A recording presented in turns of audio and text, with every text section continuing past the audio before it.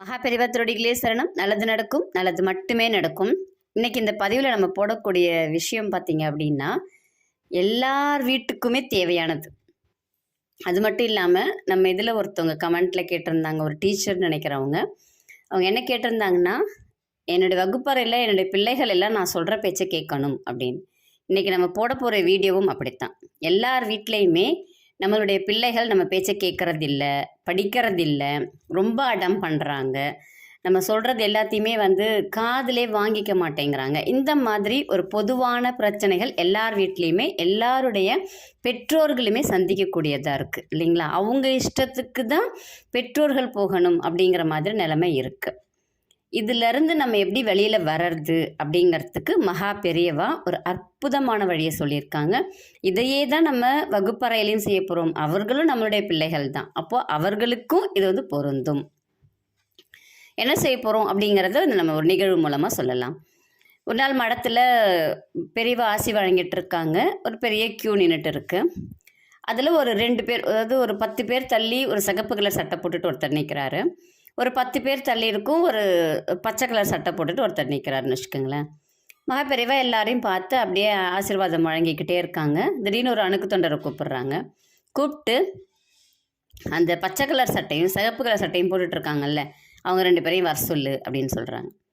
அவரும் போய் அவங்க 2 பேரையும் வர சொல்கிறாங்க. வர சொன்னோடனே உங்கள் 2 பேருக்குமே ஒரே பிரச்சனை தான் அப்படின்னு சொல்லிட்டு பெரியவா சொல்கிறாங்க. 2 பேரும் முகத்தை பார்த்துக்கிறாங்க. யாருன்னே 2 பேருக்குமே தெரியாது. இது என்ன பெரியவா 2 பேரையுமே ஒரே பிரச்சனைன்னு சொல்கிறாங்க அப்படின்னு சொல்லிட்டு அப்படியே பார்க்குறாங்க. பார்த்த உடனே ஆமாம், 2 பேருமே எதுக்கு வந்திருக்கீங்க? உங்கள் பிள்ளைகள் உங்கள் பேச்சை கேட்கலை. அவங்க இஷ்டத்துக்கு இருக்காங்க. புக்கே எடுக்க மாட்டேங்கிறாங்க, படிக்க மாட்டேங்கிறாங்க, நல்வழிப்படுத்த முடியல. இதுதானே உங்கள் பிரச்சனை? 2 பேருமே முகத்தை பார்த்துக்கிறாங்க. ஆமாம் பெரியவா அப்படின்னு சொல்கிறாங்க. இங்கே இருக்கிறதுல 3/4 பேருக்கு இதுதான் பிரச்சனை அப்படின்னு சொல்லிட்டு பெரியவா சொல்கிறாங்க. சொல்லிவிட்டு இதுக்கு என்ன பண்ணலாம் எளிமையாக? உங்கள் பிள்ளைகளை நீங்கள் படிக்க வைக்கணும்னு சொல்ல வேண்டாம், சரிங்களா? படின்னு சொல்ல வேண்டாம். நீ நல்லா இரு, இதை பண்ணினா நல்லா இருப்ப, அந்த மாதிரி நீங்கள் எதுவுமே சொல்ல வேணாம். ஆனால் ஒன்று மட்டும் செய்யுங்க அப்படின்னு சொல்கிறாங்க. எல்லாமே அபிராமி பார்த்துக்குவா அப்படின்னு விட்டுருங்க. அபிராமி கையில் தான் இருக்குது எல்லாமே அப்படின்னு சொல்கிறாங்க. ஒரு அமாவாசை அன்னைக்கு 15 நாள் கழித்து வரக்கூடிய பௌர்ணமியை அன்னைக்கே காமிச்சவ அபிராமி. அப்போ அபிராமி கிட்ட விட்டுரு. அமாவாசையை பௌர்ணமியாக ஒரே நாளில் நமக்கு காமிச்ச அபிராமியால் முடியாது ஏதாவது உண்டோ அப்படின்னு சொல்லிட்டு பெரியவா அவங்கள்ட்ட கேட்குறாங்க.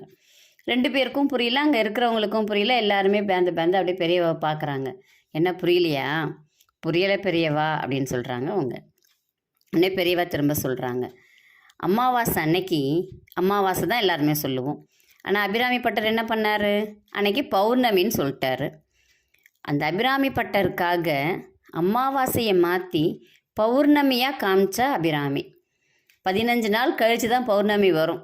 ஆனால் ஒரே க்ஷணத்தில் அமாவாசையை பௌர்ணமியாக மாற்றிட்டா. அப்போ உன் பிரச்சனை எல்லாம் அவளுக்கு என்ன பெரிய விஷயமா சொல்லு அப்படின்னு சொல்லிட்டு பெரியவா கேட்குறாங்க. தினமும் என்ன பண்ணுறீங்க? அபிராமி அந்தாதி படிக்கிறீங்க. உங்கள் பிள்ளைகள் படிக்க வேணாம், உங்கள் பிள்ளைகள் நல்லா இருக்கணும் அப்படின்னு சொல்லிட்டு பெற்றோர்கள் படிங்க. முதல்ல பெற்றோர்கள் படிக்க ஆரம்பிங்க.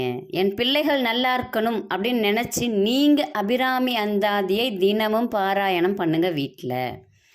இதை நீங்கள் செய்ய செய்ய உன் பிள்ளைகள் தானாக படிக்க ஆரம்பிக்கும், தானாக நல்ல பிள்ளையாக மாற ஆரம்பிக்கும். நீ சொல்கிறது எல்லாத்தையுமே பிள்ளைகள் கேட்பார்கள். நீ உன் பிள்ளையை படிக்க சொல்ல வேண்டாம், நீ படி உட்காந்து அப்படின்னு சொல்லிட்டு 2 பேருக்குமே சொல்கிறாங்க. இது எல்லாருக்குமானது அப்படின்னு சொல்லிட்டு சொல்கிறாங்க. சொல்லிவிட்டு எலுமிச்சம்பழமும் குங்குமமும் கொடுத்து அனுப்பி விட்டுறாங்க. பெரியவாவுடைய அணுக்கு தொண்டர் அவரையே பெரியவாவையே வச்ச கண் வாங்காமல் அப்படியே பார்த்துட்டே இருக்கார். உடனே பெரியவா சிரிச்சுக்கிட்டே திரும்பி, என்ன என்னையே முறைச்சிக்கிட்டு இருக்கிற அப்படின்னு சொல்லிட்டு பெரியவா கேட்குறாங்க. இல்லை பெரியவா, நேற்று சித்தபிரம பிடிச்சி ஒரு பொண்ணை கூப்பிட்டுட்டு வந்தாங்க. அந்த பொண்ணுக்கும் நீங்கள் என்ன சொன்னீங்கன்னா அபிராமி அந்தாதியை படின்னு தான் சொன்னீங்க. இன்றைக்கும் பிள்ளைகள் படிக்கலை, சொல் பேச்சு கேட்கலை, அடங்கலைன்னு சொல்லிட்டு கேட்குறாங்க. அதுக்கும் நீங்கள் அபிராமி அந்தாதியை படின்னு சொல்கிறீங்க. அப்படி என்ன தான் பெரியவா இருக்குது அப்படின்னு சொல்லிட்டு கேட்குறாங்க. நடக்கவே முடியாது, மாற்றவே முடியாது, செய்யவே முடியாது அப்படின்னு இருக்கக்கூடிய எல்லா பிரச்சனைகளுக்குமே அபிராமி அந்தாதி தான் ஒரு பெரிய தீர்வு. அதை விட உனக்கு பெரிய தீர்வு எதுவுமே கிடையாது அப்படின்னு சொல்லிட்டு சொல்கிறாங்க.